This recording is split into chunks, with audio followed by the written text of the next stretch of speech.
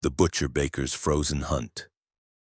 The shackles around Cindy Paulson's wrists had frozen to her skin. She could feel the metal pulling away tiny pieces of flesh every time she moved. But the pain didn't matter anymore. What mattered was the sound. Robert Hansen's footsteps crunching through the snow behind her, getting closer.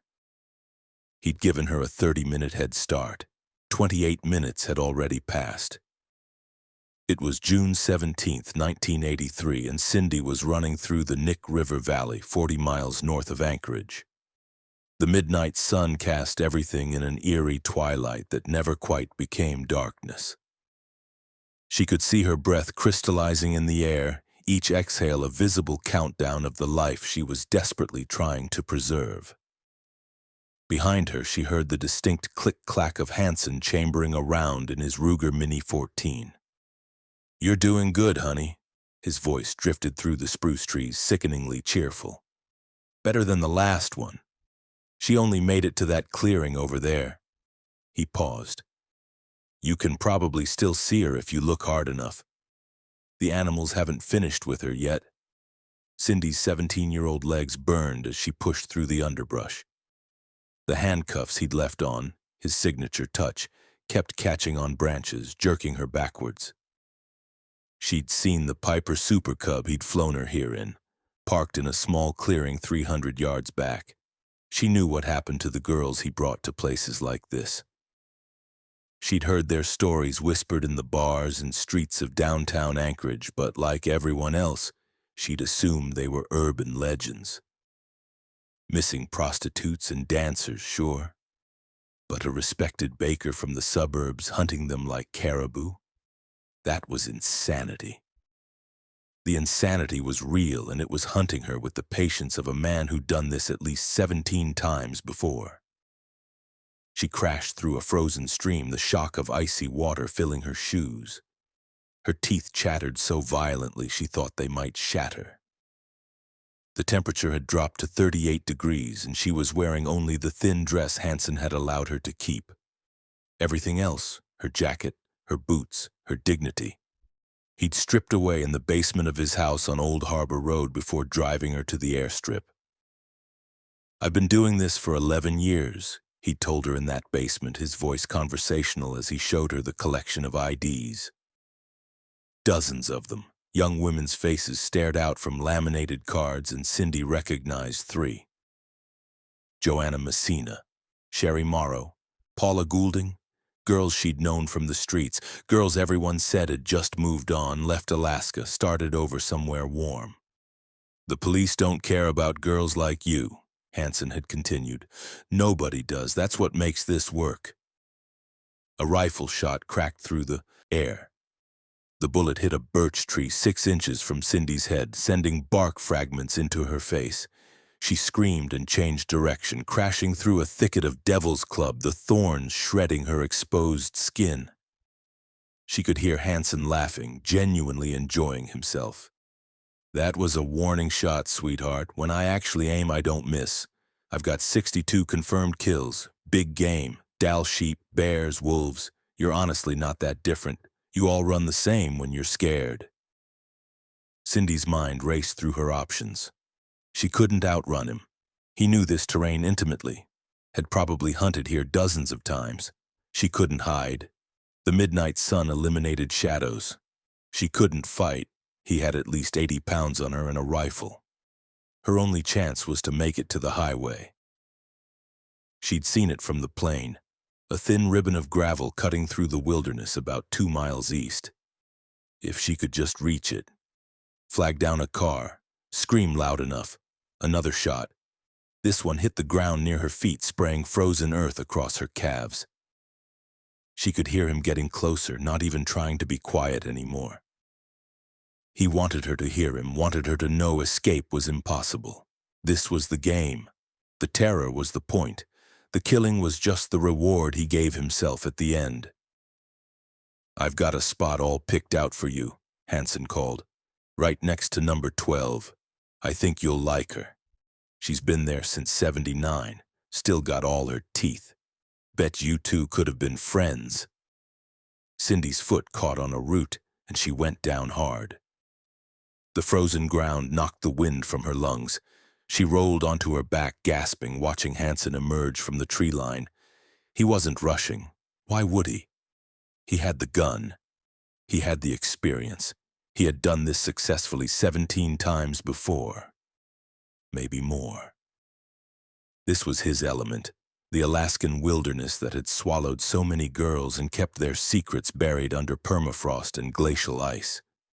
He raised the rifle, peering through the scope with the precision of a practiced hunter. Cindy could see his finger tightening on the trigger. This was it. This was how she died. Alone, terrified, unmourned, her body hidden in some godforsaken hole where no one would ever find her. The sound that saved her life was a car engine. Hansen heard it too.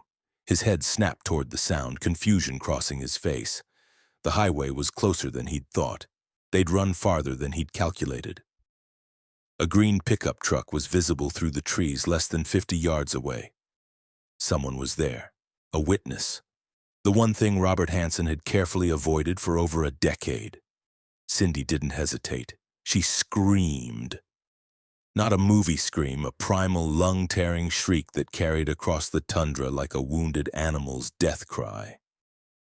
She screamed until her throat bled, until darkness spotted her vision, until she saw the truck stop and a figure emerge. Hansen's face transformed. The jovial hunter disappeared, replaced by cold calculation. He could shoot her, dump her quickly, and leave, but the truck driver had seen him, had seen the rifle, had heard her scream. The perfect system was breaking down. For the first time in 11 years, Robert Hansen felt something he'd only inflicted on others. Genuine fear. He ran. Not toward his plane, but deeper into the wilderness, the rifle still in his hands. Cindy watched him disappear into the spruce forest like a demon melting back into hell.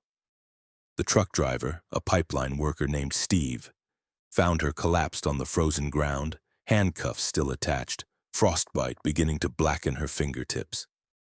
He wrapped her in a moving blanket and drove 90 miles per hour to Alaska Regional Hospital in Anchorage. She survived. Barely. What Cindy told the police seemed impossible. A respected businessman, a father of two, a mild-mannered baker who volunteered at his church, was a serial killer who hunted women from a plane. But when State Trooper Glenn Floth started investigating, the horror revealed itself in layers. Hansen's house contained a wall-mounted aviation map with little X marks scattered across the wilderness. Each X marked a body. When they searched the locations, they found remains. 17 confirmed victims, with evidence suggesting more. The IDs in Hansen's collection represented women who'd vanished between 1971 and 1983. Some had been reported missing. Most hadn't, because Hansen was right about one thing. Society didn't notice when certain women disappeared. He'd weaponized that invisibility, turned it into a hunting license that lasted over a decade. During his confession, Hansen showed no remorse. He described the murders like hunting stories, complete with details about wind direction and bullet trajectory. He rated his victims on their survival attempts. He kept a journal scoring their performance like a twisted game show. The girl who lasted 3 hours in sub-zero temperatures rated his highest marks. The one who tried to fight him rated his lowest. She'd ruined the sport. Robert Hansen was sentenced to 461 years plus life in prison without parole. He died in 2013 at age 75, having never shown genuine remorse. In his final interview, he expressed frustration that people focused on his crimes instead of his hunting achievements. "I was one of the best marksmen in Alaska," he complained. "Nobody talks about that." Cindy Paulson testified against him despite receiving death threats from Hansen's supporters who insisted a church-going baker couldn't possibly be guilty. She lived the rest of her life looking over her shoulder, jumping at sudden noises, unable to tolerate silence. The sound of small planes overhead made her physically ill. She changed her name 4 times, moved across the country, and died in 2007 at age 41. Officially from natural causes, but friends said terror had been slowly killing her for 24 years. The X marks on Hansen's map numbered 24. Authorities confirmed 17 bodies. 7 women remain missing, their graves marked only on a dead man's trophy wall. Every spring, when the Alaska snow melts, hikers occasionally find bones in the wilderness, ancient-looking, scattered by animals, impossible to identify. Sometimes they're caribou, sometimes they're bears, and sometimes they're the unrecovered victims of a man who turned the last frontier into his personal killing ground. The Nick River Valley still draws hunters every fall. They camp in the same clearings Hansen used. They field dress their kills in the same spots where women bled out 3 decades ago. The wilderness remembers nothing and keeps every secret. And somewhere in that vast frozen emptiness, 7 women still wait to be found. Story number 2. The thing that emptied Portlock. The cannery workers found Albert Petka's body at dawn on January 22, 1943. What remained of him anyway?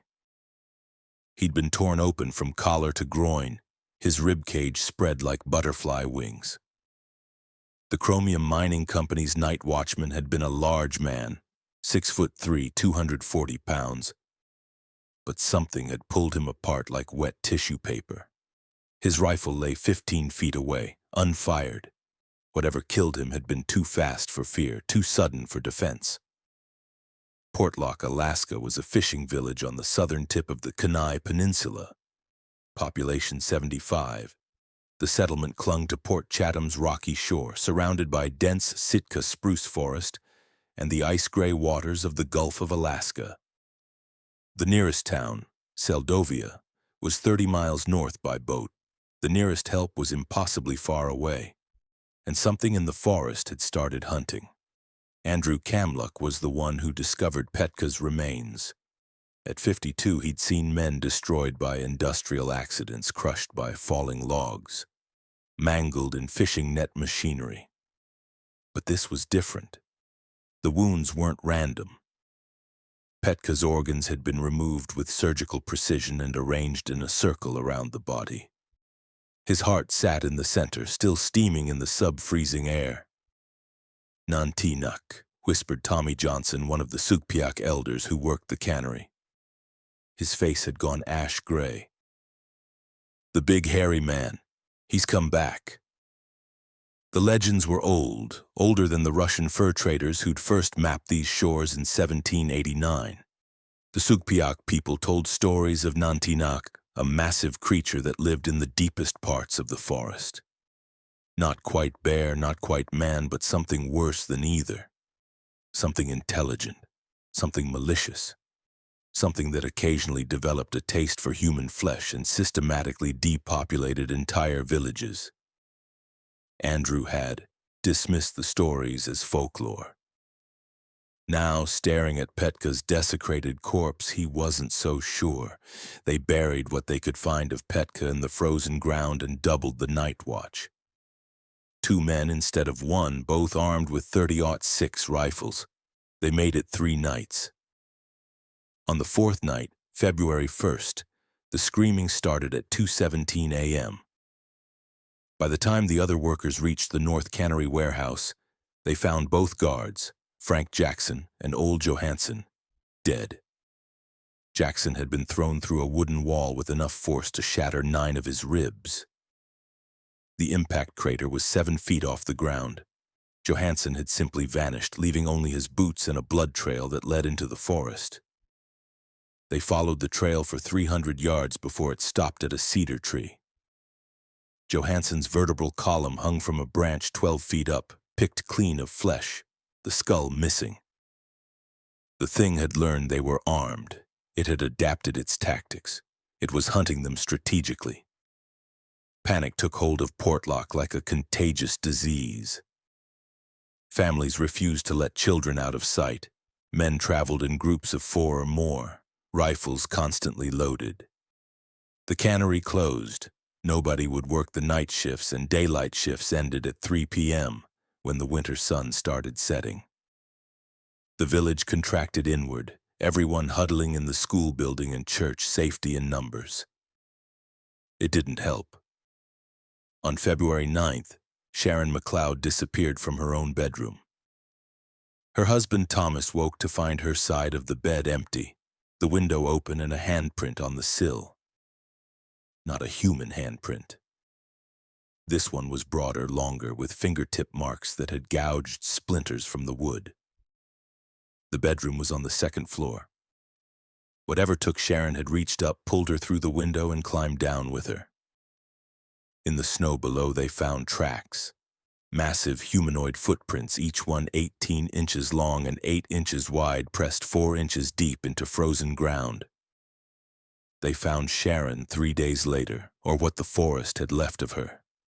Her body hung upside down from a tree branch half a mile from the village, her throat opened, completely drained of blood. Below her, in the snow, something had drawn symbols, crude but deliberate patterns that none of the Sugpiaq elders recognized. This wasn't natural animal behavior. This was communication, a message. "It's claiming territory," Andrew told the village meeting on February 14th. 30 people packed into the school building, the only structure with a solid door and windows that locked. "It's telling us this land is its hunting ground now." "Then we leave," said Margaret Wilson, her voice shrill with terror. She'd lost her brother to whatever stalked the forest. "We take the boats and we leave. We go to Seldovia, Anchorage, anywhere but here." In February? Andrew gestured to the windows where snow fell in thick sheets. "In this weather? We'd never make it. The swells are running 15 feet. We'd capsize before we reached English Bay."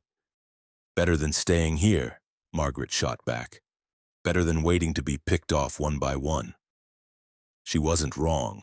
Between January 22nd and March 1st, Portlock lost 14 residents. Not to accidents or disease, to something that hunted them with increasing sophistication. It learned to avoid traps. It learned which cabins held the most vulnerable occupants. It learned to mimic human voices, calling for help from the darkness, luring people into the forest. Billy Swanson, age 16, disappeared after responding to what sounded like his mother's voice screaming from the tree line. His mother had been dead for 2 years. The attacks followed patterns that suggested intelligence. It never struck the same location twice in a row. It alternated between violent public kills, bodies displayed as warnings, and quiet disappearances that left no trace. It attacked on moonless nights and during snowstorms when visibility was worst. It seemed to understand the humans' weapons had limited range and stayed just beyond it, circling the village like a patient predator waiting for weakness. On March 7th, during a particularly savage storm, it attacked the church where 30 people had barricaded themselves. Something massive slammed against the walls, not randomly but targeting structural weak points. The blows came in sets of 3, methodical testing. Wood cracked, nails shrieked as they pulled free from beams. Whatever was out there wasn't just strong, it understood construction well enough to know where buildings failed first. The men inside fired through the walls, emptying every rifle they had into the darkness. The pounding stopped. For 10 minutes they heard nothing but wind and their own ragged breathing. Then came the laughter, deep, guttural, unmistakably deliberate. Not an animal sound, not a human sound. Something in between, mocking their fear. "It's playing with us," whispered Pastor Hendricks, his faith visibly crumbling. "It could break through any time it wants. It's choosing not to. It wants us terrified." He was right. The psychological warfare was as deliberate as the physical attacks.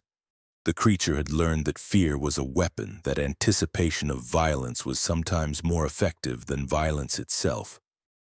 Portlock's residents stopped sleeping. They stopped eating.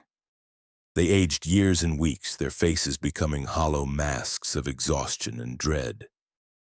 By late March, the decision became inevitable. The village would evacuate regardless of weather, regardless of risk. Drowning in the Gulf of Alaska seemed preferable to being systematically hunted. They loaded 3 fishing boats with everyone who remained, 41 people out of an original 75, 34 dead or missing in 2 months. An extinction-level event compressed into 64 days. As the boats pulled away from Portlock's dock, Andrew looked back at the village one final time. In the tree line, something moved. Something massive, standing upright, easily 8 feet tall, covered in dark hair. It wasn't hiding. It was watching them leave, its posture radiating satisfaction. The hunt was over. The territory was won. The survivors scattered. Most settled in Nanwalek and Port Graham, the nearest Sugpiaq villages.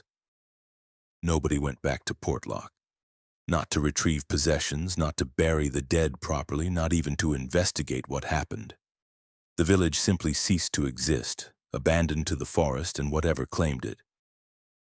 In the decades since, occasional hunters and fishermen have explored the ruins of Portlock. The buildings still stand, slowly collapsing under decades of weather. Fishing boats rot at the dock. Personal belongings remain inside homes, dishes on tables, clothes in drawers, photographs on walls. It looks like everyone left in a hurry and never returned. Because they didn't. The Sugpiaq people still won't discuss Portlock in detail. When pressed, elders will only say the village angered something that lived in the forest before humans arrived. Something that occasionally reminds people this land was never truly theirs. Some researchers have tried to investigate. Anthropologists, cryptozoologists, paranormal enthusiasts. None have stayed more than a few nights. They all report the same things: massive footprints in fresh snow, sounds of something large moving through the forest, the overwhelming sensation of being watched by hostile intelligence. In 2004, a television crew attempted to film a documentary in Portlock. They lasted 6 hours before their equipment began malfunctioning simultaneously, cameras dying, batteries draining despite being freshly charged. Audio equipment picking up low-frequency vocalizations that made the crew physically ill. They left before dark and refused to discuss what they'd experienced, citing only unexplainable technical failures. Portlock remains abandoned, accessible only by boat, surrounded by thousands of square miles of untouched wilderness. The forest has reclaimed most of the buildings. The dock collapsed in 2008. In another few decades, all physical evidence of the village will disappear, erased by weather and time. But the forest remembers, and whatever emptied Portlock in 1943 is still there, living in the deep woods, occasionally leaving tracks for hunters to find. The Sugpiaq elders know this. They teach their children to avoid that section of coastline, to never camp in those woods, to recognize the signs of Nantianak's presence and flee immediately. Because the thing that destroyed Portlock didn't die. It didn't leave. It simply reclaimed its territory and returned to waiting, patient, intelligent, and utterly inhuman, for the next time humans forget whose land this really is. Story number 3, the Seward Highway Vanishings. The dashcam footage from Officer Rick Brentwood's patrol car showed Jennifer Murphy's Subaru Outback clearly at timestamp 2314 on October 9, 2017. She was driving northbound on the Seward Highway at mile marker 47 between Anchorage and Girdwood. Her brake lights flashed twice as she slowed for a curve. The camera captured this in perfect clarity, the red taillights reflecting off fresh snow. At timestamp 2315, exactly 61 seconds later, Officer Brentwood rounded the same curve. Jennifer's car had vanished. Completely. Impossibly. Gone. The Seward Highway is a 127-mile stretch of road connecting Anchorage to Seward. winding through some of Alaska's most stunning and treacherous terrain. Sheer drops into Turnagain Arm on one side, vertical mountain faces on the other. During winter, it becomes a killing field. Black ice, avalanches, whiteout conditions. The Alaska Department of Transportation averages 200 accidents per year on this road. Dozens of people have died here since it opened in 1951. But people don't disappear. Cars don't vanish from a straight stretch of highway in 61 seconds with no turnoffs, no side roads, no physical explanation. Yet Jennifer Murphy's did. And she wasn't the first. Officer Brentwood immediately called it in. Within 30 minutes, Alaska State Troopers had blocked off mile markers 45 through 50. They searched until dawn, using helicopters with thermal imaging, search dogs, ground crews walking the shoulders. They found nothing. No tire tracks leaving the road, no signs of a crash, no debris, no blood, no Jennifer. Her cell phone's last ping came from mile marker 47 at 23:14, exactly matching the dash cam footage. Then it went dark, not powered off, but signal lost, like the phone had been transported somewhere outside cellular coverage. The case made local news but didn't gain traction. Woman disappears on dangerous highway during snowstorm. Tragic but not mysterious. Probably slid off the road into Turnagain Arm and sank. The searchers would find the car eventually. These things took time, except they didn't find it. Not in 2 weeks, not in 2 months. Jennifer Murphy's Subaru Outback, a 4,000-pound vehicle, had ceased to exist. Then it happened again. March 14, 2018. Marcus Chen, driving a red Toyota Tacoma, was traveling the same stretch of highway. His wife was on the phone with him when he disappeared. "There's something weird about the road ahead," he told her at 7:42 p.m. "It looks like it's shimmering, like heat waves, but it's 20 degrees out." The call disconnected. His truck was gone. Alaska State Troopers arrived at 7:59, 17 minutes later, and found the highway empty. His wife played them the recording. Marcus's last words were, "What the hell is that?" Then static. Then nothing. The disappearances established a pattern. Both occurred at mile marker 47. Both happened during evening hours. Both victims reported something unusual just before vanishing, and both left absolutely no physical evidence. State Trooper Glenn Morrison became obsessed with the cases. He'd worked Alaska highways for 19 years and seen every type of accident imaginable.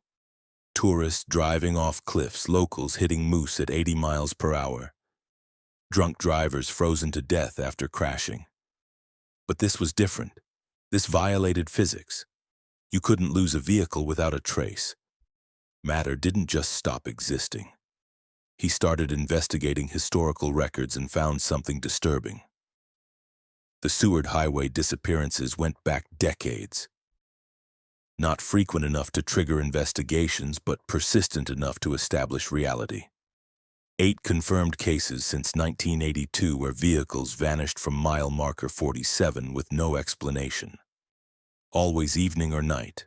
Always during specific weather conditions. Cold, but not storming.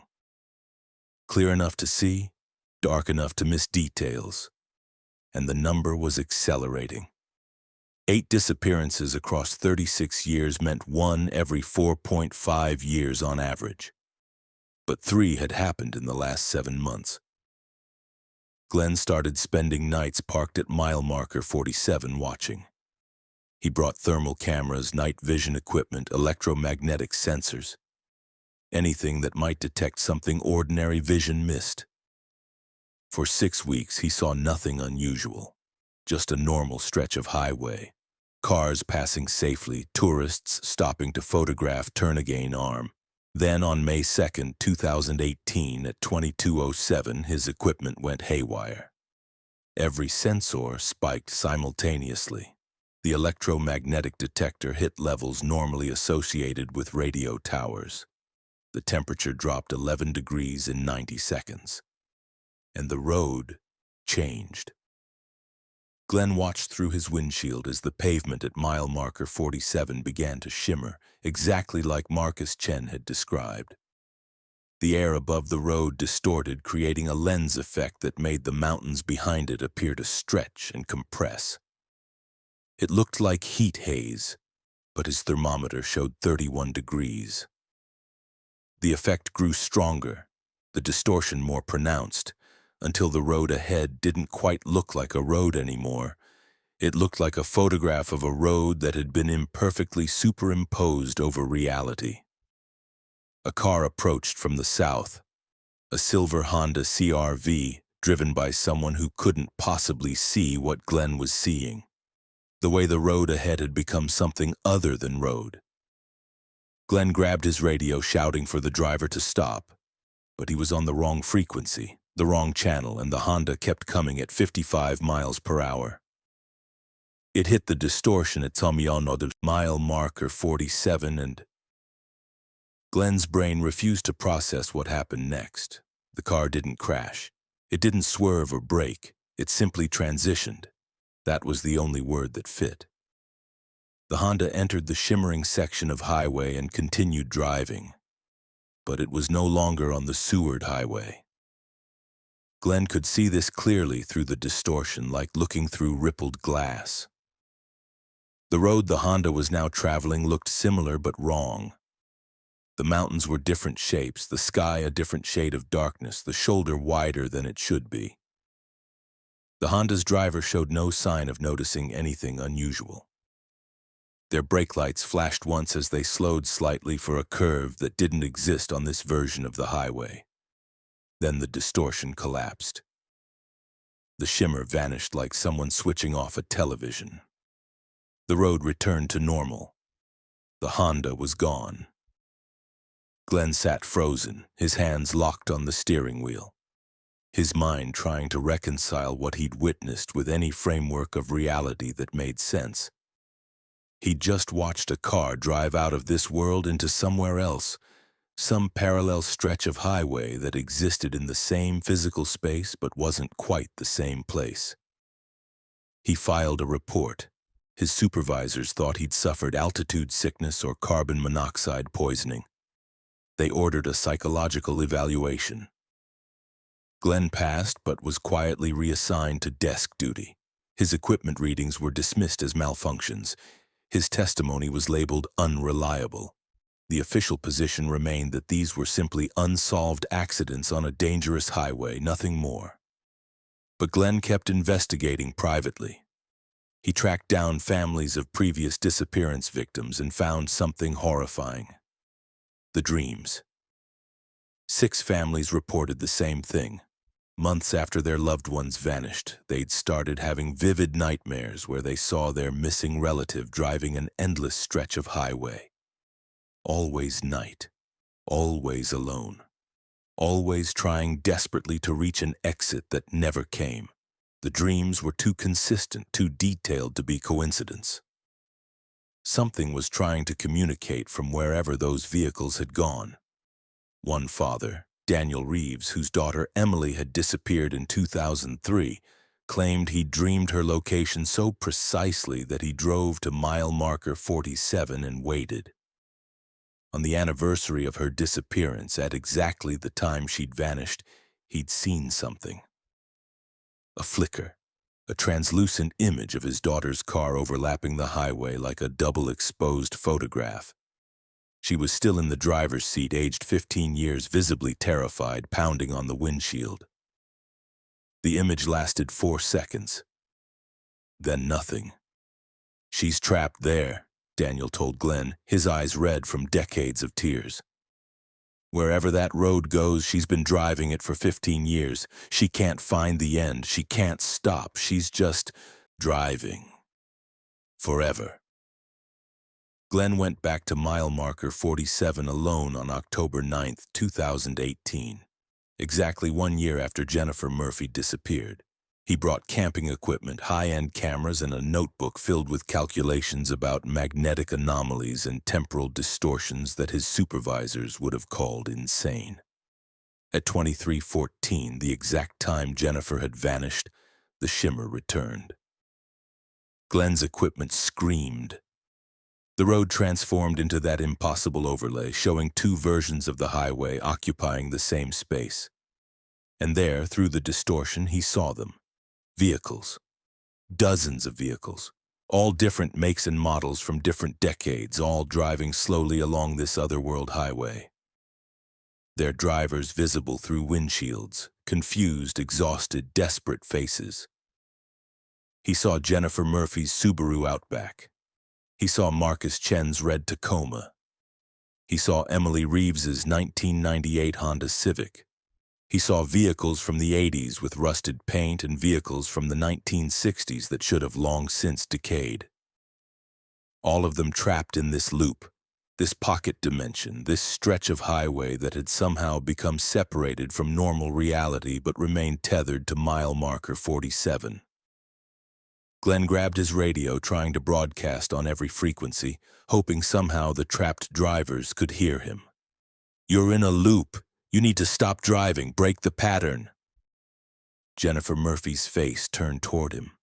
For 1 second, their eyes met across the barrier between worlds. Her mouth moved, forming words he couldn't hear. Then the shimmer collapsed. Glenn found himself alone on an empty stretch of the Seward Highway. His equipment smoking from overload, his mind shattered by the confirmation that physics was a lie and reality had cracks where people fell through and never stopped falling. He never filed another report. He resigned from the Alaska State Troopers in November 2018, citing personal reasons. He lives in Anchorage now, in a small apartment where he's covered every wall with maps and equations. He's trying to calculate when the shimmer will appear next, trying to find a way to pull those trapped drivers back through before they spend eternity driving that impossible road. The disappearances continue.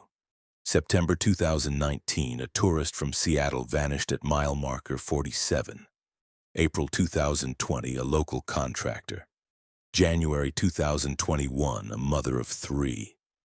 The Alaska Department of Transportation has erected new guardrails and added reflectors, insisting these improvements will prevent future accidents. But accidents can be prevented. Dimensional fractures cannot. Whatever transformed mile marker 47 into a trap between worlds is still active, still pulling vehicles through at irregular intervals. The highway looks normal. The pavement shows no cracks. Nothing warns drivers. They're approaching a zone where reality is worn thin. And somewhere in a place that overlaps our world but can't quite be reached, dozens of people are still driving. They've been driving for years, some for decades. Their gas tanks never empty. Their cars never break down. They can't find an exit. They can't stop. They can only drive forward through eternal darkness, occasionally glimpsing the real world through the shimmer, watching other cars appear and join the procession. Every October 9th at 23:14, if you wait at mile marker 47, you might see it too. A flicker in the air, a distortion that makes the road look wrong. And through it, if you look carefully, you'll see them. The disappeared, still driving, still searching for a way home, trapped on the highway that never ends. Story number 4. The Ketchikan Siren. The salmon cannery at Ward Cove processed 2.3 million pounds of fish annually. Between June and September, it ran 24-hour shifts, the machinery never stopping, the smell of blood and salt water permeating everything within half a mile. Marcus Webb had worked the night graveyard shift for 7 years, 11 p.m. to 7 a.m., operating the mechanical evisceration line. He knew the sounds of the cannery intimately, the hydraulic press churning, the conveyor belts rattling, the automated knives processing fish at industrial speeds. So when he heard singing on August 17, 2015 at 3:42 a.m., He knew immediately it didn't belong. The voice was female, impossibly beautiful, rising over the mechanical din like a choir soloist cutting through orchestra noise. It came from outside, from the direction of the processing dock where fresh catches arrived. Marcus stopped working, fish blood dripping from his gloves, listening. The song had no words, just vocalization pure and haunting, hitting notes that made his chest vibrate. "You hear that?" he asked Tommy Valdez, who operated the grading station 15 feet away. Tommy shook his head, pointing at his ear protection. The industrial headphones blocked everything. Marcus pulled off his own headphones, and immediately the singing intensified. So beautiful it was almost painful. His eyes watered, his throat constricted. The song made him feel homesick for a place he'd never been, longing for something he couldn't name. He walked toward the dock, following the sound. Behind him, Tommy shouted something, but Marcus couldn't process words anymore. The singing was everything. It promised understanding, completion, the end of loneliness. All he had to do was reach the source. All he had to do was find her. The dock was empty except for 3 trawlers unloading the night's catch. Sodium lights cast everything in orange-yellow, reflecting off the black water of Ward Cove. The singing came from below, from the water itself. Marcus leaned over the dock's edge, looking down. Something pale moved in the darkness. A face looking up at him. Female, young, beautiful in a way that made his brain stutter, features too perfect to be real. Her hair floated around her head like a black halo, and her eyes were the color of deep water where light doesn't reach. She was singing to him, only him. The song was a promise and an invitation. "Join me. The water is warm. You'll never be alone again." Marcus swung his legs over the dock's edge. The water was 42 degrees, cold enough to induce hypothermia in minutes, but the woman's presence radiated warmth. He could feel it from here, like standing near a bonfire. All he had to do was drop, let go, sink into her arms. A hand grabbed his collar, yanking him backward. Marcus crashed onto the dock, the spell shattering. Tommy Valdez stood over him, screaming words Marcus's brain slowly parsed. "What the fuck are you doing? You were about to jump!" Marcus blinked, reality reasserting itself in jagged fragments. The singing had stopped. The woman was gone. The water was just water, black, cold, and empty. He'd been seconds from drowning himself and had wanted it with every fiber of his being. "There was someone down there," Marcus stammered. "A woman. She was singing. You didn't see her?" "I saw you about to swan dive into the fucking ocean at 3 in the morning, Tommy said. "Come on, we're getting you inside." Marcus let himself be led back to the cannery, but he kept looking over his shoulder.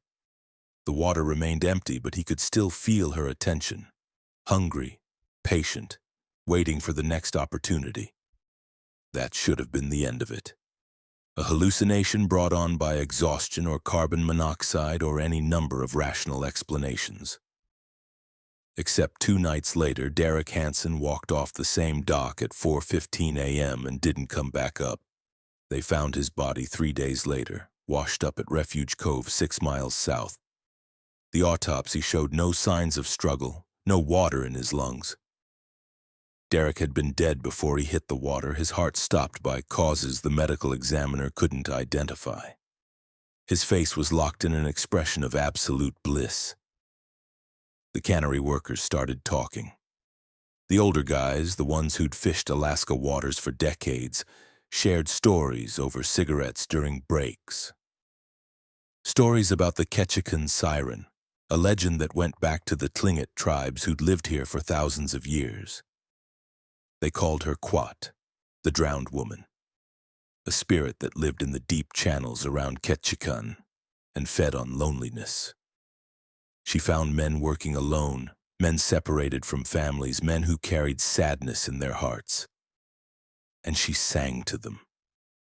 Her voice promised everything they lacked, and when they followed, she took them below and they never returned. "Bullshit," said Marcus, but his hands were shaking as he lit his cigarette.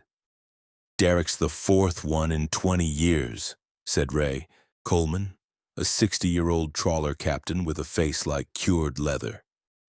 Lost a deckhand in '98 to the same thing. Tommy Akana walked off the boat during a night haul. We were right there, 30 feet away. Didn't hear a splash, didn't hear him yell. Found his body 2 weeks later with the same weird smile. Before that, in '86, a cannery worker named Peter Jenkins. Same dock you almost went off. Before that." "Okay," Marcus interrupted. "Say I believe you. Say there's some kind of thing in the water. How do you stop it?" Ray stubbed out his cigarette. "You don't. You just don't work alone. Don't go near the water at night. And if you hear singing, you run. You don't listen, you don't look, you run until you can't hear it anymore." Marcus started working with headphones on, the volume high enough to drown out everything. He avoided the docks. He made sure someone was always within sight. For 3 weeks it worked. Then his daughter called, 8-year-old Emma living with Marcus's ex-wife in Seattle, sobbing into the phone. "I miss you, Daddy. When are you coming home?" The conversation lasted 12 minutes and left Marcus feeling like someone had carved out his chest. He'd missed her birthday, missed her school play, missed everything because he was 1,200 miles away gutting fish to pay child support. That night at 3:17 a.m. the singing returned. But this time it was different. This time it sounded like Emma. Marcus knew it wasn't really her. The rational part of his brain understood this was a predator adapting its hunting strategy. But the rational part was drowning beneath the weight of guilt and loneliness. The voice was perfect, Emma's slight lisp, her tendency to drag out vowels, the way she called him Daddy instead of Dad. It was singing her favorite song, the one he used to sing to her at bedtime. "You are my sunshine." His headphones were on, volume maxed, but he could still hear it clearly. The sound bypassed his ears entirely, resonating directly in his brain. He pulled off the headphones and the singing intensified, beautiful and terrible, promising reunion. "Just come to the water. She's waiting for you. Your daughter is waiting." Marcus walked toward the dock. Tommy Valdez tried to stop him, grabbed his arm, stepped in front of him, shouted in his face. Marcus shoved him aside with strength he didn't normally possess. The singing controlled his muscles now, his nervous system hijacked by something that knew exactly which emotional buttons to press. He reached the dock. The woman was there in the water, but she'd changed. Her face was Emma's face, aged up by a decade, crying tears that glowed faintly in the darkness. "Please, Daddy, I'm drowning. Help me. Why won't you help me?" Marcus knew this wasn't real, but it didn't matter. The illusion was perfect enough to override reality. He stepped to the dock's edge, ready to jump, ready to drown, trying to save a daughter who was actually safely asleep in Seattle. The explosion of light made him stumble backward. Ray Coleman stood behind him holding a marine flare, the brilliant red illumination banishing shadows across the dock. The woman in the water shrieked, not with Emma's voice now, but something ancient and furious. Marcus saw her true form for 1 second before she vanished. Gray skin covered in scales, eyes that reflected light like a deep-sea fish, mouth opening too wide to be human, revealing rows of needle teeth. She dove, leaving only ripples, the singing cut off like severed wire.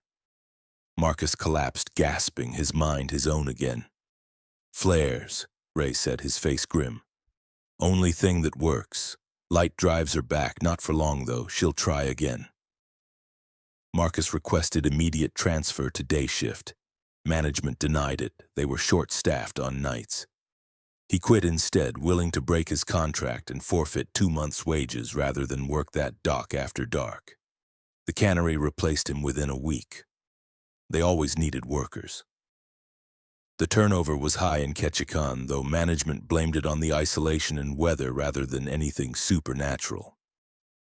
Marcus moved back to Seattle, took a job that paid half as much, and refused to work near water. For 3 months, he was fine. Then Emma asked to go swimming at Lake Washington. Marcus stood on the beach watching her play in the shallows, and he heard it again. Faint, distant, but unmistakable. The singing, following him. The Ketchikan siren didn't stay in Ketchikan. He pulled Emma from the water immediately, ignoring her protests. He sold his house and moved to Phoenix, 850 miles from the nearest ocean. He avoided lakes, rivers, even swimming pools. Anywhere deep enough to drown, she might be waiting. But every night lying in bed, he heard her singing. Quiet enough that it might be imagination, loud enough that he knew it wasn't. She'd marked him that night on the Ward Cove dock. He'd heard her true call and survived, which meant he was unfinished business. She was patient. She was eternal. Eventually, he'd be near water again. Eventually, he'd listen. Other workers from the cannery reported similar experiences. Derek Hansen's brother swore he heard Derek's voice calling from storm drains. Tommy Valdez moved inland to Fairbanks and still heard the singing during rainstorms. Ray Coleman retired from fishing entirely but kept flares in every room of his house just in case. The cannery at Ward Cove continues operations. New workers arrive every season unaware of the thing that lives in the channel. Management posts signs warning about the dangers of working near water at night. Slip hazards, hypothermia risk, standard safety theater. They don't mention Kawat. They don't mention the workers who vanished over the decades. They don't mention that every few years someone walks off that dock in the middle of the night wearing an expression of absolute joy. And in the deep water of Tongass Narrows, something ancient continues to wait. She remembers every man who heard her song.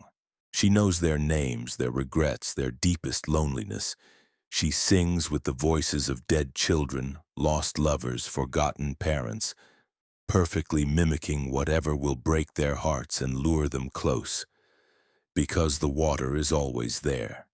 Eventually, everyone returns to the water, and when they do, she'll be waiting, patient, hungry, singing songs of everything they've lost, promising that drowning will feel like coming home. Story from Vive, the Fairbanks frozen man. The body was still moving when Alaska State Trooper Jennifer Voss found it on December 11, 2019 at 7:43 a.m. Technically impossible. The temperature was minus 47 degrees Fahrenheit, cold enough to freeze exposed flesh in minutes. The man had been lying in the snowbank for at least 8 hours, according to forensic estimates. He should have been a rigid corpse. Instead, his fingers were twitching, his eyes were open, and he was trying to speak. Jennifer had responded to a call about a possible deceased person near the Steese Highway, 14 miles northeast of Fairbanks. Snowmobilers had spotted something dark against the white landscape. She'd expected a typical Alaska winter death, homeless person seeking shelter, tourist unprepared for the cold, drunk driver who'd wandered from a crash site. What she found was David Merrick, 53, a mining engineer from Anchorage who disappeared 6 days earlier while driving to Prudhoe Bay. His skin was blue-gray, crystallized with frost. His clothes were frozen solid, rigid as cardboard. Ice crystals had formed in his eyebrows and eyelashes. His core temperature, when paramedics checked, registered 61 degrees Fahrenheit. Humans typically lose consciousness at 90 degrees. Below 70, organ failure begins. 61 should have meant death hours ago. But David's heart was beating. Slowly, 17 beats per minute, but beating. His lungs were moving, and his mouth kept forming words his frozen vocal cords couldn't produce. Jennifer leaned close, trying to understand. His breath came out as frozen vapor, and she could finally make out what he was saying, repeated like a broken recording. Don't let me thaw. Don't let me thaw. Don't let me thaw. The paramedics loaded him into the ambulance, the heater running full blast. By the time they reached Fairbanks Memorial Hospital 12 minutes later, David's temperature had risen to 68 degrees. His heart rate had increased to 32 beats per minute. The doctors treated it as miraculous. Severe hypothermia survival cases were rare but documented. Get him warm, get fluids in him, monitor for complications. Standard protocol. At 73 degrees, David started screaming. Not pain screams, terror screams, existential horror screams. His eyes rolled back, his body convulsing against the restraints medical staff had applied when the thrashing started. "It's coming back!" he shrieked. "It's thawing with me. Don't let it thaw. Please, God, don't let it thaw." The doctor sedated him. His temperature continued rising. 78 degrees, 82 degrees, approaching normal. The medical team celebrated. Jennifer Voss stood in the corner of the room watching, the words, "Don't let me thaw," echoing in her mind. Something was wrong. She could feel it. At 89 degrees, David's temperature spiked. In 90 seconds, it jumped from 89 to 103.7. His skin turned from blue-gray to flushed red. Monitors screamed. His heart rate hit 160 beats per minute, then 190, then 212. The doctors scrambled to cool him, but his temperature kept climbing. 105, 107, 109. His skin started blistering. The blisters popped, leaking clear fluid that steamed when it hit the air. At 112.4 degrees, David Merrick opened his eyes. They weren't his eyes anymore. The irises had turned completely black, the pupils dilated so wide they consumed the entire visible surface. When he spoke, his voice had changed. Deeper, resonant, overlaid with something that sounded like multiple people speaking simultaneously. "I told you not to let me thaw." He sat up, the restraints snapping like thread. The medical staff backed away. David looked at his hands, flexing his fingers experimentally like someone testing a new tool. Then he looked at Jennifer, and she felt a cold that had nothing to do with temperature. A spiritual cold that came from being seen by something fundamentally other. 6 days, David's voice said. But David wasn't in control. I held it frozen for 6 days, kept it dormant, knew if I stayed cold enough it couldn't wake up. He smiled, and the expression was anatomically wrong. Muscles moving in sequences human faces weren't designed for. But you had to help, had to warm me up. And now it's awake. He stood. His hospital gown fell away, revealing skin covered in crystalline patterns. Frost forming and melting and forming again in geometric designs that hurt to look at. His body temperature was now 114 degrees according to the monitor, but ice kept forming on his skin in defiance of thermodynamics. "What are you?" Jennifer managed to ask. The thing wearing David's body tilted its head. David went somewhere he shouldn't have. Saw something preserved in the permafrost. Something old. Older than your species. Older than this ice age. It was dormant, frozen, waiting. The smile widened. He touched it. It needed warmth. It needed a host. So it crawled inside and has been slowly thawing with him ever since. David's body walked toward the door. Medical staff scattered. Security was called, but what were they supposed to do? Restrain a man whose body temperature fluctuated between freezing and boiling, whose touch left frost burns on metal surfaces. "David's still in here," the thing said conversationally. "Screaming. He's been screaming for 6 days. When he realized what was happening, he drove into the wilderness and lay in the snow, hoping to freeze to death before I fully woke. Almost worked." It laughed, a sound like ice cracking. "But you people and your biological imperative to save everyone. You couldn't leave him frozen." It walked out of the hospital. Alarms blared. Hospital security followed at a distance but didn't engage. What happened next was captured on parking lot security cameras and later sealed by federal authorities, though leaked footage circulated online for years afterward.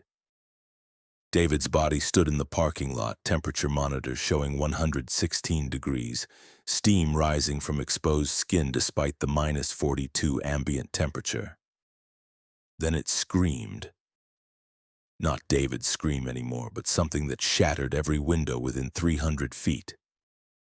The sound was infrasonic and ultrasonic simultaneously, hitting frequencies human ears couldn't process but human bodies could feel. Everyone within 50 yards collapsed, blood leaking from their ears and noses. Jennifer Voss, watching from the hospital entrance, felt her inner ear rupture. The world spun. She fell, vision blurring. When her vision cleared 30 seconds later, David's body was gone. Not walked away, gone. A perfect circular patch of ground 12 feet in diameter had flash frozen, the asphalt fractured into crystals. In the center, a humanoid shape was burned into the ground in negative. Not scorched dark, but bleached white, like something superheated had stood there long enough to alter the molecular structure of concrete. The hunt began immediately. State troopers, FBI, CDC, every agency with jurisdiction descended on Fairbanks. They tracked David Merrick through a series of increasingly bizarre incidents. A gas station where all the freezers shattered simultaneously. A motel where room 2117's temperature dropped to -65 degrees while the walls turned hot enough to ignite wallpaper. A school where the janitor found frost patterns on the gymnasium floor that spelled words in some unknown language. They found David's body 5 days later in an abandoned mining facility 40 miles north of Fairbanks.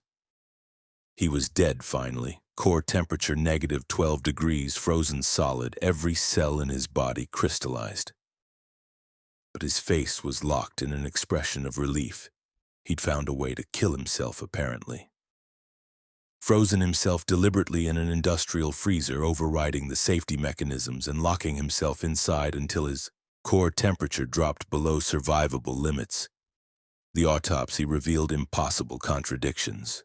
His organs showed signs of extreme heat damage, proteins denatured, tissues cooked. But they were also frozen solid, ice crystals permeating every cell. He'd somehow died of heat stroke and hypothermia simultaneously. The pathologist who performed the examination described it as a body caught between two states of matter. But the real horror came from what they found in the mining facility. David had left a journal written in increasingly unstable handwriting. The entries told the story. He'd been surveying an exploratory mine site in the Brooks Range when he'd discovered something in the permafrost.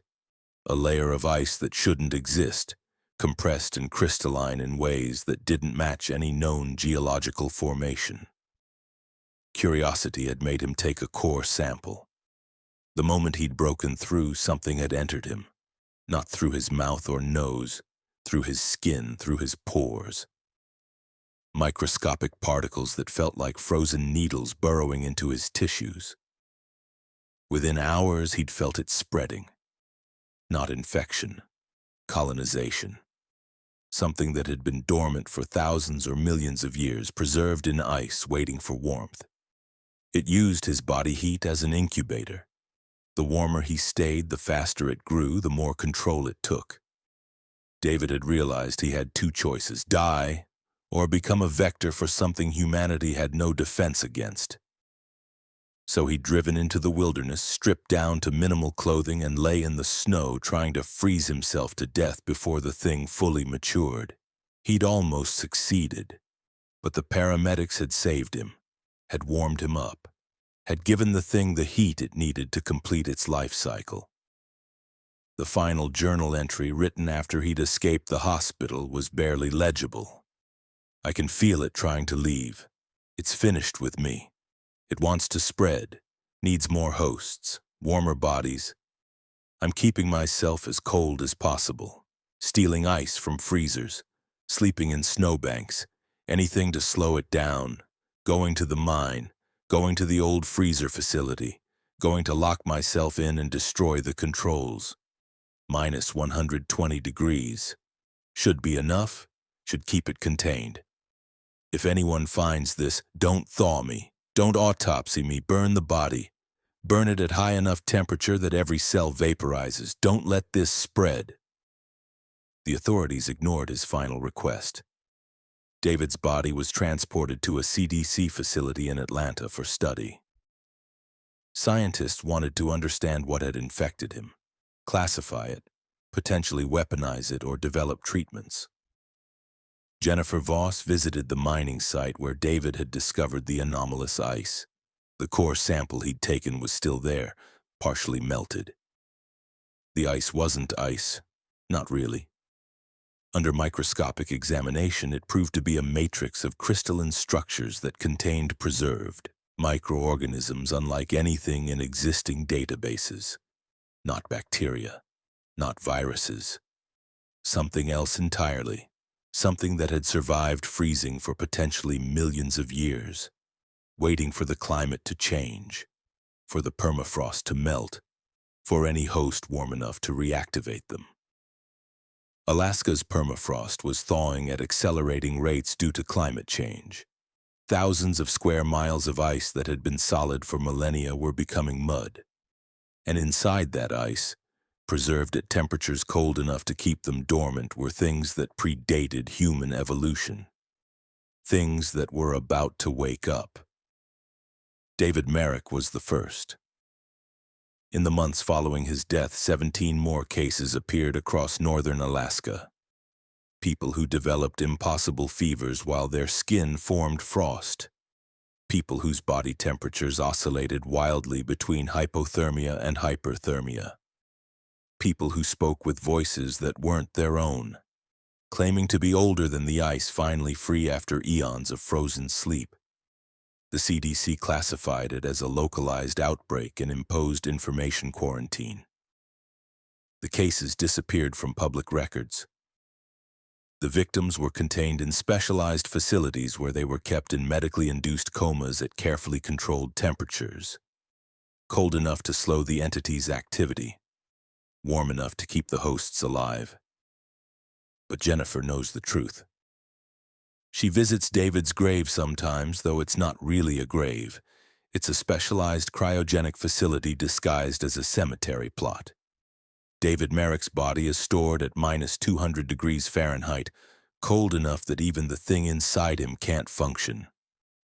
They're keeping him frozen forever because they don't know how to kill what infected him without destroying the host body.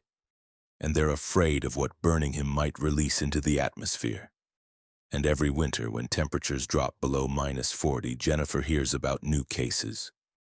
People who touch something in the newly thawed permafrost.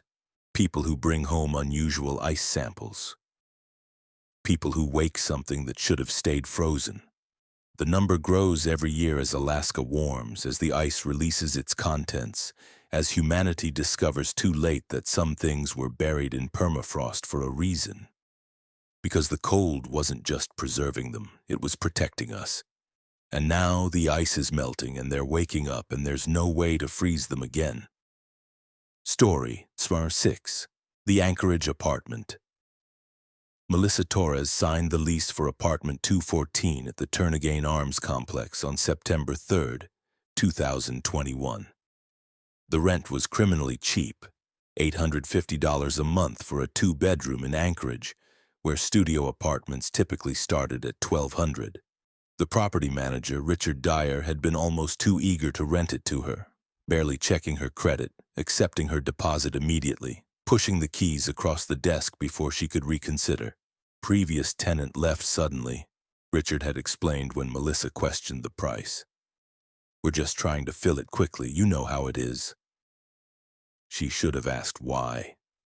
She should have investigated what left suddenly meant. But she was a single mother with a 7-year-old daughter. Working 2 jobs and $850 a month would give her breathing room she desperately needed. So she signed. She moved in 3 days later. The apartment seemed perfect initially.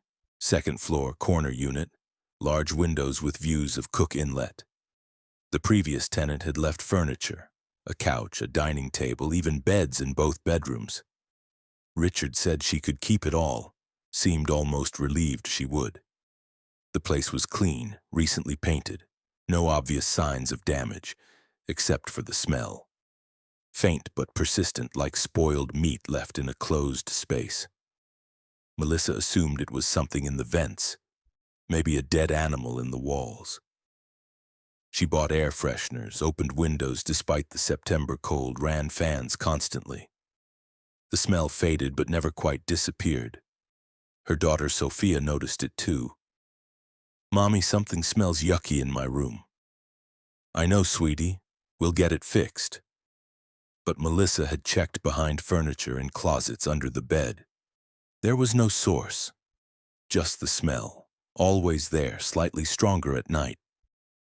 The dream started on the fourth night. Melissa woke at 3:17 a.m. to find herself standing in Sophia's doorway. She had no memory of getting out of bed, no memory of walking down the hall. One moment she was asleep, the next she was upright, staring at her daughter's sleeping form. Sleepwalking, she assumed. She'd done it as a child. Stress from the move must have triggered it again. But it happened every night. Same time, 3:17 a.m. She'd regain awareness standing in Sophia's doorway, her hand on the doorframe, no memory of the journey. She started setting alarms, trying to catch herself before it happened. Didn't help. She'd wake up disoriented, alarm blaring, already standing in the hallway. On night 9, Sophia woke up screaming. Melissa ran to her room and found her daughter sitting up in bed, pointing at the window. "There was a man outside. He was looking at me." Second floor window. Physically impossible. Melissa checked anyway, looked outside at the empty air, the parking lot 15 feet below. No ledge, no fire escape, no way anyone could stand outside that window. Just a nightmare, baby. Nobody can get up here. But Sophia insisted. "He was right there, Mommy." His face was pressed against the glass. He looked sad and wrong. His mouth was wrong. Melissa started keeping Sophia's curtains closed. The nocturnal wandering continued. She'd wake at 3:17 in Sophia's doorway, and increasingly Sophia would wake too, both of them staring at each other in the darkness, neither quite sure who'd woken first. "Mommy, why do you stand there?" Sophia asked one morning. "I don't know, sweetie. I'm sleepwalking." "But you're awake. Your eyes are open. You're looking at me." That sent chills through Melissa's spine. She didn't remember being awake, just regaining awareness. What was she doing in that gap between sleep and consciousness? What was she looking at with open eyes? She mentioned it to her neighbor Patricia, a woman in her 60s who'd lived in the Turnagain Arms for 12 years. Patricia's face went pale. "You're in 214? "Yes, why? How long have you been there?" "Almost 2 weeks. "Patricia, what's wrong?" Patricia pulled her inside, away from other residents. "You need to break your lease. Leave. Don't worry about losing your deposit. Just get out." "I can't afford to." The previous tenant was named David Morse. He lived there for 3 months. Before that, Jennifer Hale, 6 weeks. Before that, the Chen family, 1 month. Before that... Patricia ticked off names on her fingers. 16 different tenants in 5 years. Nobody stays. And the ones who do, what happened to them? Patricia's hands were shaking. David Morse jumped from his balcony. Jennifer Hale tried to stab her boyfriend while he slept, said something was telling her to. The Chen's daughter started talking to someone who wasn't there, drawing pictures of a man with no face. Management keeps renting it because they legally can. Keeps dropping the price because nobody will stay. "Patricia, that's just..." "I knew the original tenant, the one from 2016, James Keller. Nice man, quiet, worked as an accountant.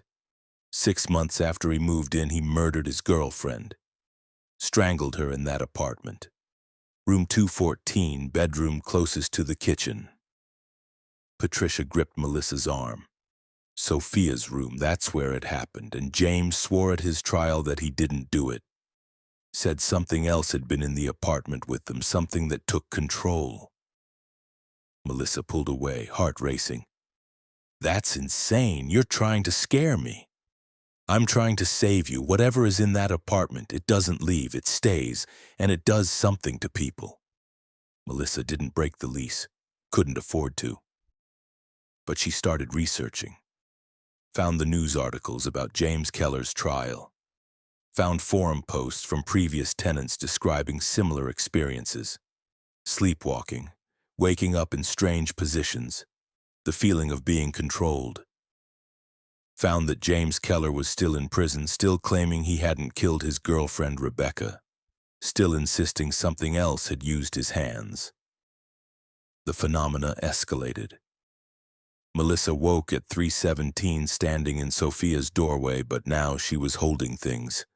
A kitchen knife, a bottle of pills, a heavy lamp, objects she had no memory of retrieving, held in positions that suggested intent, purpose, violence. She started locking her bedroom door, hiding the key, woke up at 3:17 in Sophia's doorway anyway, the bedroom door unlocked, the key back in her purse. No memory of any of it. Sophia started talking to the sad man, described him in detail, tall, thin face that looked melted, mouth that opened too wide. He visited her room every night at 3:17, stood at the foot of her bed, and whispered things. What things? Sophia wouldn't say. Just cried and begged to move. Melissa set up a camera in Sophia's room, hoping to prove the sad man was hallucination or nightmare. The footage from October 7th showed something worse. At 3:16:53, the bedroom door opened. Melissa entered, moving smoothly but wrong. Joints bending at slightly incorrect angles, gait too fluid. She walked to Sophia's bed, stood there. Her face was visible in the camera's night vision, and her expression was blank. Not sleeping, not conscious, something in between. Her eyes were open but showed no awareness. At 3:17 exactly, Melissa's expression changed. Her mouth opened wider than mouths should open. Her eyes rolled back, and she spoke in a voice that wasn't hers. Soon she'll be ready. Then she can see me like you see me. She stood there until 3:41, mouth hanging open, eyes unfocused. Then she closed her mouth, blinked, and stumbled backward, awareness returning. She looked around confused, saw Sophia sleeping, and left the room. Melissa watched the footage 16 times before accepting it was real. Something was using her body during that gap.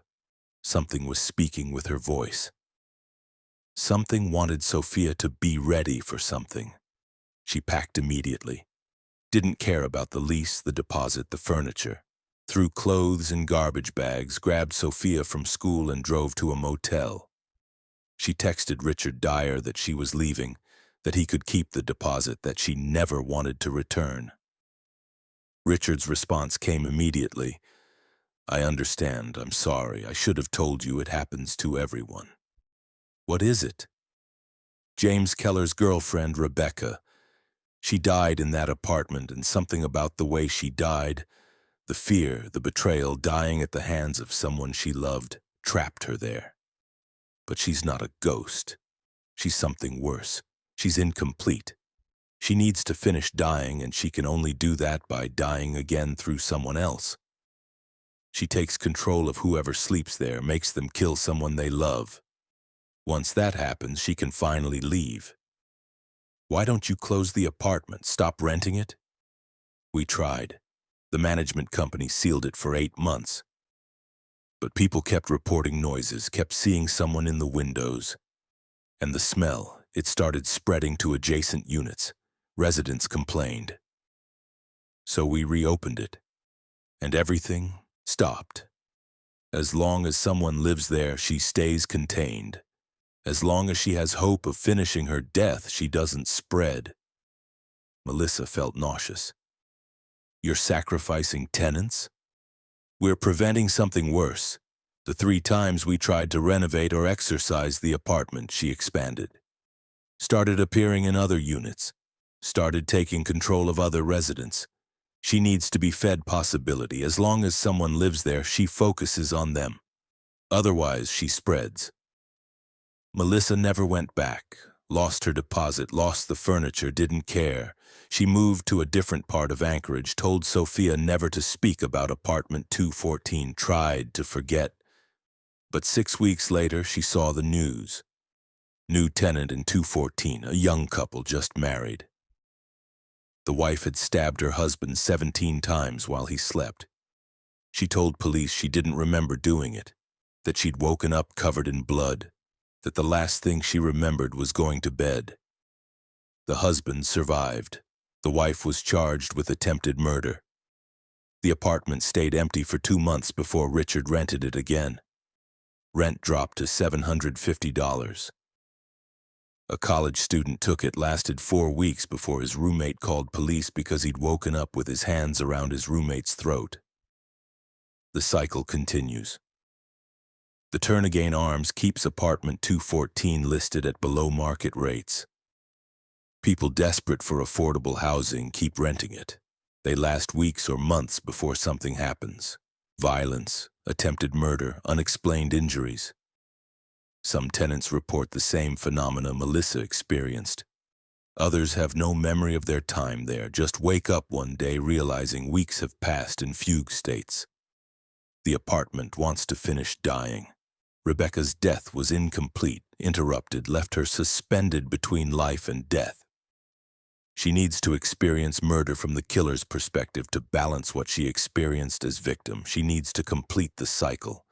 And she'll keep trying, keep taking control of whoever sleeps in that apartment, until she finally succeeds in making them kill someone they love. Patricia still lives in the Turnagain Arms, watching new tenants move into 214 every few months. She's tried warning them. Some listen and leave. Most don't, can't afford to. Need the cheap rent too badly to believe ghost stories. She's watched the pattern repeat 19 times now. Watched people move in hopeful and move out traumatized. Watched one couple not move out at all because the girlfriend didn't survive. And every night at 317, Patricia hears it. Even from her apartment 2 floors down. The sound of a door opening. Footsteps moving down a hallway.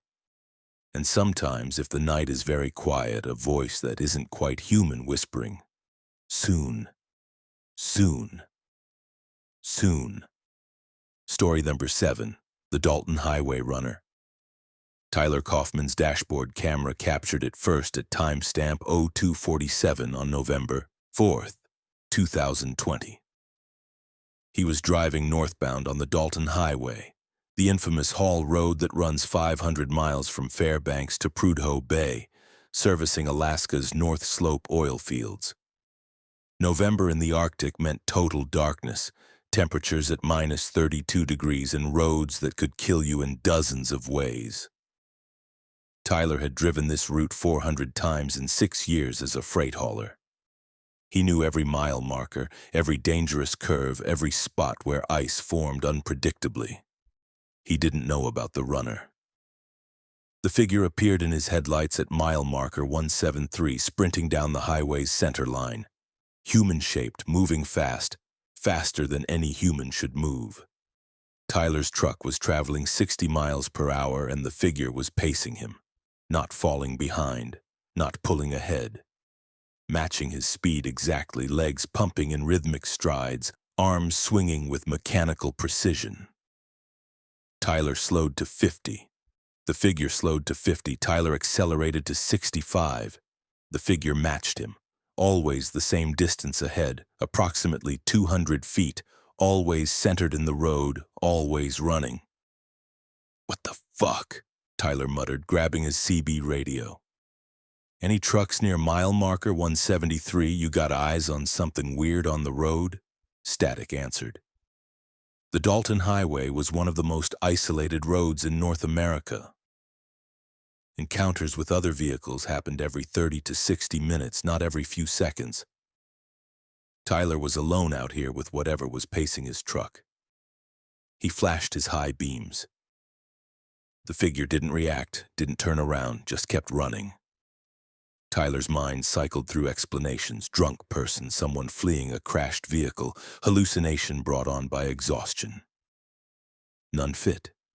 Nobody could run 65 miles per hour. Nobody could survive exposure to minus 32-degree weather wearing what appeared to be ordinary clothes. Nobody should be out here at all. Tyler grabbed his phone to record but had no signal. Typical for the Dalton. His dashboard camera was recording automatically at least. Evidence. Proof this was real. The figure ran for 17 minutes. Mile marker 173 to mile marker 191. 18 miles, it sustained 60-plus miles per hour. Then it simply stopped. Stood in the center of the road, forcing Tyler to brake hard, his truck shuddering as anti-lock brakes fought for traction on black ice. He stopped 30 feet from the figure. Through the windshield, illuminated by headlights, Tyler saw it clearly for the first time. Male-shaped, average height, wearing jeans and a flannel shirt, no jacket, no hat, no gloves. Face obscured by shadow despite the direct light, and it was staring at him. Tyler could feel the attention like physical weight. Then it started walking backward, not turning around, walking backward, maintaining eye contact Tyler couldn't actually see but felt. It walked backward at the same speed Tyler was driving forward, maintaining that exact 30-foot distance. Tyler's speedometer showed 25 miles per hour. The figure walked backward at 25 miles per hour, as smooth and steady as if the road were moving under it rather than its legs moving over the road. Tyler's rational brain struggled against the evidence of his eyes. This violated physics. Humans couldn't do this. The cold alone should have incapacitated this person minutes ago. The exertion should have exhausted them. The backward walking was physically impossible at this speed. But it was happening. The dashboard camera was recording it. This was real. The figure walked backward for 32 miles. Past mile marker 200 through the Alaskan Pass, over elevation changes and curves that should have made backward walking suicidal. It navigated every obstacle perfectly, never stumbling, never looking behind itself, always maintaining that 30-foot gap. Tyler's hands ached from gripping the steering wheel. His eyes burned from staring, afraid to blink, afraid the figure would do something worse if he looked away. His CB radio occasionally crackled with traffic from other drivers, but nobody was near enough to see this. Nobody could confirm he wasn't losing his mind. At mile marker 232, the figure stopped, stood motionless in the center of the road, still facing Tyler's truck. Tyler stopped again, engine idling, breath fogging in the cabin despite the heater running full blast. For 90 seconds, nothing happened. Just the figure standing there, Tyler sitting in his truck, the Alaskan wilderness surrounding them in absolute darkness. Then the figure raised one arm and pointed at Tyler. Not at the truck, at Tyler specifically. Through the windshield, through the distance, it pointed directly at him. And Tyler felt something change, felt something notice him, really notice him in a way that made his hindbrain scream in primal terror. The figure turned and walked off the road into the darkness beyond the headlights' reach. 3 steps and it vanished, swallowed by night. Tyler sat trembling for 5 minutes before he could convince himself to drive again. He continued north, watching the road obsessively, expecting the figure to reappear. It didn't. He reached Prudhoe Bay at 06:20, unloaded his freight, and immediately reviewed his dashboard camera footage. It was all there. The running figure, the backward walking, the pointing. Proof he wasn't hallucinating. Proof something impossible had happened. He posted the footage online. Within 24 hours, it had 300,000 views. Within 48 hours, other drivers started sharing their experiences. The Dalton Highway runner had been sighted before, dozens of times, maybe hundreds. The accounts were disturbingly consistent. Drivers would encounter a figure running or walking on the highway, always at night, always between mile markers 150 and 250. The figure would pace vehicles at impossible speeds, walking backward or running forward, always maintaining a fixed distance. Then it would stop, point at the driver, and vanish into the wilderness. Most drivers who'd seen it dismissed it as illusion or exhaustion. But some reported something worse. After being pointed at, they'd experienced a compulsion to return, an overwhelming urge to drive the Dalton Highway again, specifically at night, specifically in the stretch where they'd seen the figure. The urge would build over weeks, becoming obsessive until they had to return. Tyler felt it starting 3 days after his encounter. An itch in his mind that whispered he needed to drive north again, needed to find the figure again, needed to understand what it wanted. He ignored it for 2 weeks. The compulsion grew stronger. He started dreaming about the Dalton Highway, about mile marker 232, about the figure standing in his headlights. He'd wake up with his car keys in his hand, no memory of getting out of bed to retrieve them. On November 26th, he drove north again. Not for work. He had no freight to haul, just to drive, just to look. He reached mile marker 173 at 02:47, the exact time he'd first seen the figure. It was waiting for him. This time it didn't run. It stood in the center of the road facing his truck. Tyler stopped 50 feet away, his camera recording. The figure walked toward him slowly, deliberately. With each step, Tyler's headlights illuminated more detail. The flannel shirt was old, decades-old style. The jeans were faded. The boots were work boots from an era before modern manufacturing. The figure reached the truck's hood, stood 3 feet from the windshield, and Tyler saw its face. Wrong. Fundamentally wrong. The features were humanish. 2 eyes, a nose, a mouth, but arranged slightly incorrectly, like someone had drawn a face from memory without understanding the underlying structure. The eyes were too far apart. The mouth was too low on the face. The nose sat at an angle that defied symmetry. And it was smiling. Not a human smile. A smile that showed too many teeth, teeth that were too uniform, like chiclets rather than evolved biological structures.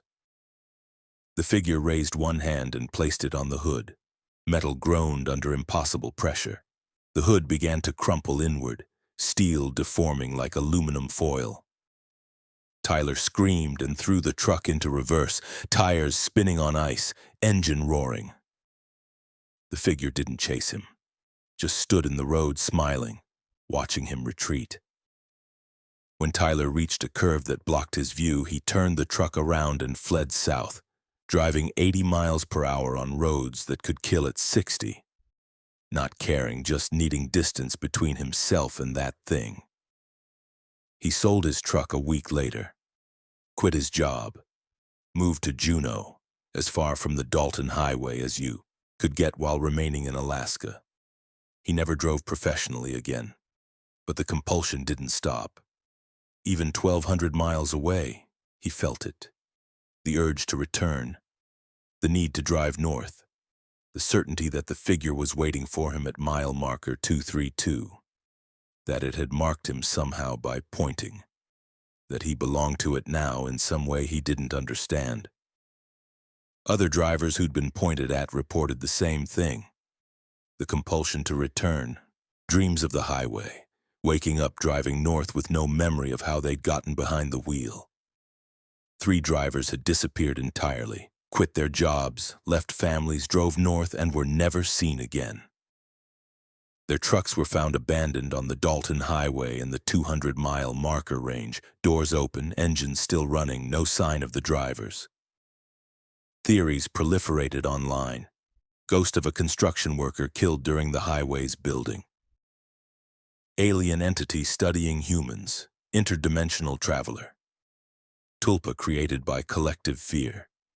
Nothing fit perfectly.